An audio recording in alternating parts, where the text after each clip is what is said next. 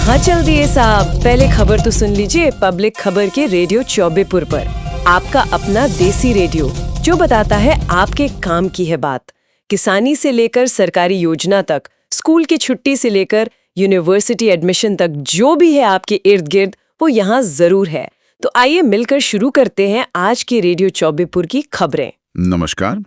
आज तारीख है 18 जून 2025, दिन बुधवार, और हमेशा की तरह हम लेकर आए हैं चौबेपुर और आसपास के इलाकों की कुछ जरूरी खबरें। जी, तो पहली खबर स्वास्थ्य से जुड़ी हुई लग रही है। हाँ बिल्कुल, चौबेपुर के लोगों के लिए एक बहुत अच्छी सूचना है। न्यायमूर्ति स्वर्गीय श्रीनाथ तिवारी जी की याद में एक मुफ्त नेत्र जांच शिविर लग रहा है। अच्छा, ये कब और कहाँ हो रहा है? ये होगा 29 जून यानी आने वाले रविवार को। जगह है सनसाइन ITI परिसर चौबेपुर में। सनसाइन इंडस्ट्रियल ट्रेनिंग इंस्टीट्यूट परिसर, ठीक है जी। समय रहेगा सुबह 10 बजे से दोपहर 2 बजे तक, और इसका आयोजन कर रहा है RJ शंकरा आई हॉस्पिटल जो वाराणसी में है। तो इस शिविर में क्या-क्या सुविधाएं मिलेंगी? देखिए, इसमें आंखों की पूरी जांच होगी। अगर किसी को मोतियाबिंद है तो उसकी पहचान की जाएगी, और जरूरत पड़ी तो मुफ्त ऑपरेशन की सुविधा भी है। अरे वाह, मुफ्त ऑपरेशन भी? जी हाँ। आयोजक हैं श्री चंद्रशेखर तिवारी जी।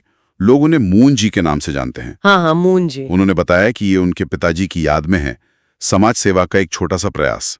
और अच्छी बात यह है कि जिन मरीजों को ऑपरेशन के लिए चुना जाएगा, उन्हें अस्पताल ले जाने, वहां उनके इलाज, रहने, खाने पीने, सबकी व्यवस्था मुफ्त होगी। ये तो बहुत ही बढ़िया पहल है। तो जो लोग जाना चाहें उन्हें क्या लेकर जाना होगा? हाँ, ये जरूरी है। अपने साथ आधार कार्ड की एक कॉपी जरूर रखें, और 2 चालू मोबाइल नंबर। मास्क पहनना भी जरूरी है। ठीक है। और हाँ, अगर कोई दवा पहले से ले रहे हैं, आंखों की या कोई और भी, तो वो दवा या उसका पर्चा साथ ले आएं। अच्छा, कोई संपर्क सूत्र भी दिया गया है क्या? जी, संपर्क सूत्र भी उपलब्ध कराए गए हैं। जिन्हें जरूरत हो वो पता कर सकते हैं। चलिए, ये तो हुई आंखों के शिविर की बात। अब अगली खबर थोड़ी चिंताजनक लग रही है। हाँ, ये एक लापता युवक के बारे में है। मामला चौबेपुर थाना क्षेत्र के रूस्तमपुर गांव का है। रामू यादव जी हैं उनके बेटे। वो 25 मई को जगतपुर रोहानिया गए थे कोई सिविल सेवा की परीक्षा देने। अच्छा। लेकिन तब से वो घर वापस नहीं लौटे हैं। अरे, 25 मई से काफी दिन हो गए। जी। पिता रामू यादव ने 29 मई को चौबेपुर थाने में गुमशुदगी की रिपोर्ट भी लिखवाई थी। पर अब तक कोई खबर नहीं मिली है। तो बेचारे परेशान घर वाले अब वाराणसी के एडिशनल कमिश्नर ऑफ पुलिस से मिले हैं, मदद की गुहार लगाई है। उम्मीद करते हैं कि युवक जल्द ही सुकुशल मिल जाए। अगली खबर दुखद है, चिरई गांव ब्लॉक से। जी, ये चिरई गांव के मोकलपुर गांव की घटना है। मंगलवार की बात है। एक 22 साल के युवक थे विष्णुपाल। उनकी सोता में, मतलब जो वहां स्थानीय नाला या छोटी नदी होती है, उसमें डूबने से मौत हो गई। कैसे हुआ ये? बताया जा रहा है कि वो दोपहर में भैंस चराने गए थे। शायद नहाने उतरे होंगे, उसी दौरान ये हादसा हो गया। जब भैंसें अकेले घर लौट आईं तो घर वाले परेशान हुए, खोजने निकले। तो नाले किनारे विष्णु के कपड़े मिले।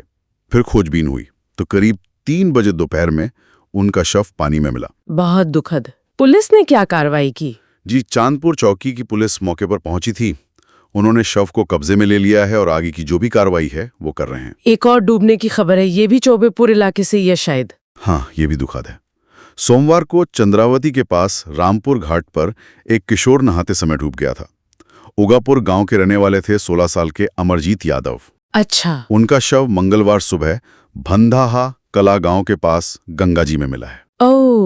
वहां के मछुआरा ने शव देखा तो पुलिस को खबर दी। फिर चौबेपुर थाने के प्रभारी जगदीश कुशवाहा जी वहां पहुंचे और शव को पोस्टमार्टम के लिए भेजा। बता रहे हैं कि अमरजीत अपने भाई बहनों में सबसे छोटे थे। दुखद, ये पानी के पास सबको बहुत सावधान रहने की जरूरत है, खासकर इस मौसम में। बिल्कुल। अब एक खबर प्रशासनिक हल्के से ले लेते हैं। चिराईमाव विकासखंड के उक्थी ग्राम पंचायत के प्रधान हैं रामजन्म यादव जी। हाँ। उनके जो वित्तीय और प्रशासनिक अधिकार थे वो फिर से बहाल कर दिए गए हैं, मतलब वापस मिल गए हैं। अच्छा, ये अधिकार सीज क्यों हुए थे? दरअसल पिछले साल की बात है, 20 दिसंबर को कुछ विकास कार्यों की जांच हुई थी। उसके बाद डीएम साहब के आदेश पर अधिकार सीज कर दिए गए थे। तो प्रधान जी ने इसके खिलाफ हाईकोर्ट में अपील की थी। कोर्ट ने जिलाधिकारी का आदेश रद्द कर दिया था और दोबारा जांच के लिए कहा था। तो अब जांच के बाद बहाली हुई है? जी, अब जिलाधिकारी के नए निर्देश पर अधिकार बहाल हुए। इसकी पुष्टि एडीओ पंचायत कमलेश कुमार सिंह जी ने की है। चलिए, प्रधान जी के लिए राहत की खबर है। और अब आखिर में मौसम का हाल जान लेते हैं। हाँ, मौसम ने थोड़ी करवट ली है। चौबेपुर और चिरई-गांव दोनों इलाकों में मंगलवार और बुधवार को बारिश हुई है। इससे लोगों को जो भीषण गर्मी पड़ रही थी उससे काफी राहत मिली है। हाँ, गर्मी तो बहुत थी। किसानों के लिए कैसी रही है बारिश? किसानों के लिए तो ये बहुत अच्छी खबर है। धान की नर्सरी डालने का समय चल रहा है, उसके लिए ये पानी बहुत फायदेमंद है, तो किसानों में खुशी है। ये अच्छी बात है, लेकिन बारिश से कहीं कोई परेशानी भी हुई? हाँ, थोड़ी दिक्कत हुई। चिरई-गांव ब्लॉक का जो मेन गेट है ऑफिस का, उसके सामने पानी भर गया बारिश का। इससे जो ब्लॉक के कर्मचारी हैं या जो लोग अपने काम से वहां आते जाते हैं उनको परेशानी हुई। अच्छा, पानी निकासी की व्यवस्था नहीं है क्या? एडीओ पंचायत कमलेश कुमार सिंह जी ने बताया कि वहां सड़क चौड़ीकरण का काम चल रहा है ना, तो उस वजह से पुरानी नाली टूट गई है। उन्होंने कहा है कि जल्दी पानी निकालने का इंतजाम किया जाएगा। उम्मीद है जल्दी हो जाएगा। तो ये थी आज की कुछ खास खबरें। रेडियो चौबेपुर पर आज की खबरें यहीं तक। खबरें सिर्फ जानने के लिए नहीं, समझने और बदलने के लिए होती हैं। आप सजग रहें, जागरूक रहें, क्योंकि बदलता है गांव तभी तरक्की करता है देश। बिल्कुल। मिलते हैं कल सुबह कुछ नई खबरों के साथ।